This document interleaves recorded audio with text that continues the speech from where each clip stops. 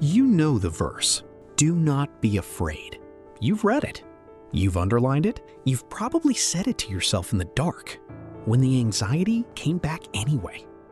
And the fear didn't leave. And then you wondered, quietly, in a way you didn't say out loud, what it means that you believe all of this and you're still afraid. Here's what this video is going to show you. The man who wrote the Bible's most famous line about fear wrote it while he was terrified. Not after he'd worked through it, not from a place of peace. In the middle of one of the worst moments of his life, captured alone, certain he was about to die. And the detail of where he was when he wrote it changes what that verse means entirely. His name was David, and you know the beginning of his story. He killed a giant named Goliath. Bare hands, one stone, the whole nation watching. What most people don't know is what happened after. Because the years that followed Goliath were not the years of a hero at rest.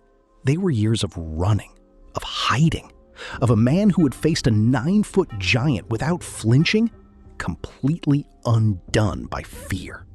We're going to find out what happened next, because the evidence in the text is unlike anything you've been told.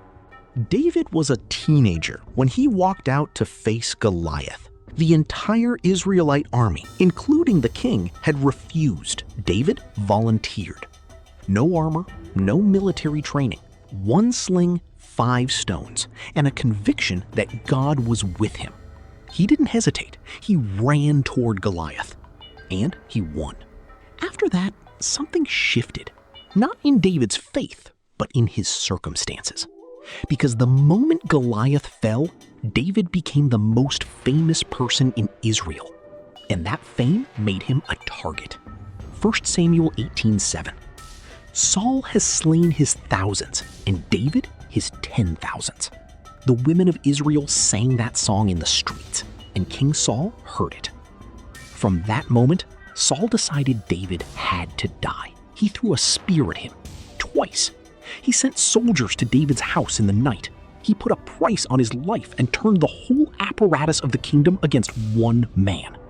David, the giant killer, the national hero, the man God had anointed as the next king of Israel, spent the next years running for his life.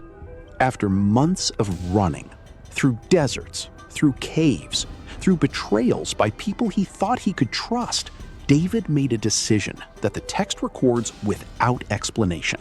He fled to Gath. Gath was a Philistine city.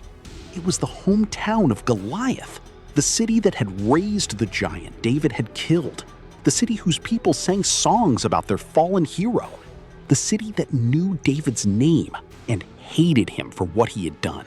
In a moment of desperate, fear-driven logic, David ran to the one place on earth where he was least safe. And there's a detail in 1 Samuel 21 that makes this even more extraordinary. Before reaching Gath, David had stopped at the tabernacle of the Lord to get food and a weapon. The priest offered him the only sword available. It was Goliath's sword. David took it and then walked into Goliath's hometown, carrying the sword of the man he had killed. 1 Samuel 21:9. The sword of Goliath the Philistine, whom you killed in the valley of Elah, is here. There is no other except it here. And David said, "There is none like it. Give it to me." He was recognized immediately. The servants of Achish, the king of Gath, reported him. Is this not David, the king of the land? The man who had killed their hero, the man the Israelite women had sung about.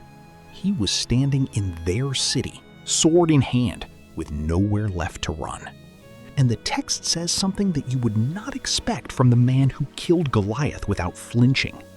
1 Samuel 21:12. David took these words to heart and greatly feared Achish, king of Gath. Greatly feared. Not mildly concerned, not cautious. The Hebrew is vivid. He was terrified. The giant killer in the giant city was now the one who was afraid. And what he did next is one of the strangest moments in all of Scripture. David had no weapons that would work here, no army, no escape route. So he did the only thing he could think of. He pretended to be insane. The Bible describes this with uncomfortable specificity. He scratched on the doors of the gate. He let his saliva run down into his beard. He performed madness so convincingly that King Achish looked at him and said, "Do I not have enough madmen? Why have you brought this fellow to play the madman in my presence?" And they expelled him. It worked. He survived. But here is the detail that changes everything about this story. The title of Psalm 56 in the Hebrew Bible reads, "A Miktam of David when the Philistines captured him in Gath." David wrote Psalm 56 during this experience, while he was captured, while he was performing madness to survive. In the middle of the most humiliating, terrifying moment of his life after Goliath, he was writing Psalm 56:3.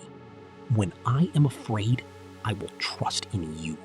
Read that again with what you now know. When I am afraid. Not now that I'm no longer afraid. Not after God rescued me. When, present tense. Active fear. The man writing this line was, at that exact moment, drooling into his beard in a foreign king's courtyard to avoid being executed. He was afraid. He said he was afraid, and he wrote it down. When you look carefully at this moment, at the sequence of events and what the text actually records, three things become visible. The entire verse is built on a conjunction. When I am afraid, I will trust. Not because I trust, I am not afraid. Not I trust, therefore fear is gone. He holds both at the same time. The fear is real and the trust is real, and they are happening simultaneously. What this means for you is this: the presence of fear in your life is not evidence that your faith has failed. David had more direct experience of God's power than almost anyone in Scripture. He had watched God move through him against Goliath, and he was still afraid in Gath. Fear is not the opposite of faith. It is the condition under which faith operates. Going to Gath was not a godly decision.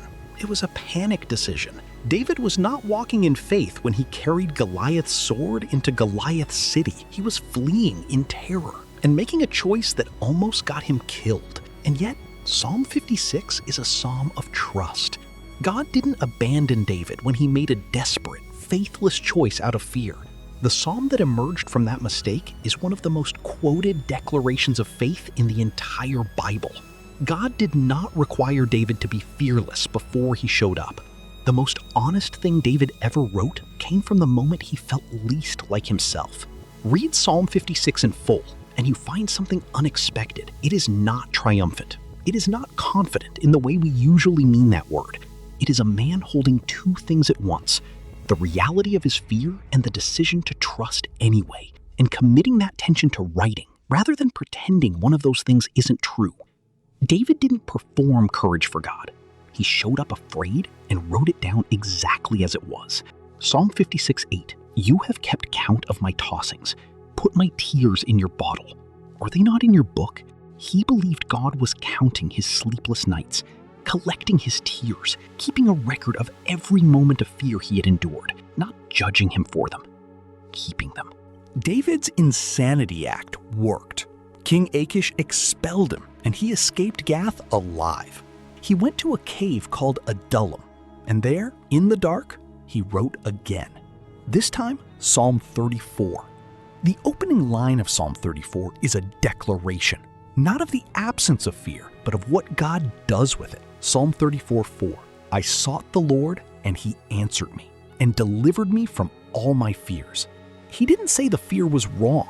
He didn't say he overcame it through willpower or stronger faith or getting his theology right. He said he brought it to God, and God delivered him from it.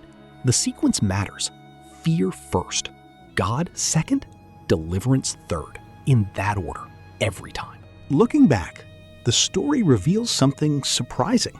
The man who wrote, "When I am afraid, I will trust in you," was not writing from the other side of fear.